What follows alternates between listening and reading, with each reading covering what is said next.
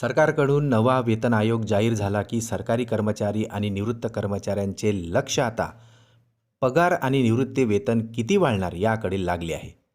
साधारणपणे दर 10 वर्षांनी स्थापन होणारा वेतन आयोग वेतन रचना, भत्ते आणि निवृत्ती वेतनाचा आढावा घेतो. आता 8वा वेतन आयोग समोर आल्याने कर्मचारी आणि निवृत्तीमध्ये पुन्हा आता एकदा मोठ्या वाढीची अपेक्षा निर्माण झालेली आहे.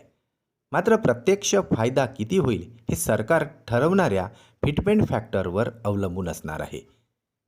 मिळालेल्या माहितीनुसार आणि तज्ज्ञांच्या अंदाजानुसार फिटमेंट फॅक्टर 1.8 ते 2.86 पट दरम्यान राहू शकतो. जर फिटमेंट फॅक्टर 2.15 पट धरला तर सध्या 18,000 रुपये बेसिक पगार असलेल्या कर्मचाऱ्यांचा नवा बेसिक पगार सुमारे 38,700 रुपये होऊ शकतो. म्हणजेच थेट आणि लक्षणीय वाढ दिसणार आहे. याच प्रमाणात निवृत्ती वेतनातही वाढ होणार आहे आणि थकबाकीचा लाभही मिळण्याची शक्यता आहे. अंतिम निर्णय सरकारच्या घोषणेनंतरच स्पष्ट होईल. मात्र सध्या कर्मचारी आणि निवृत्तांच्या अपेक्षा मोठ्या प्रमाणात वाढलेल्या आहेत.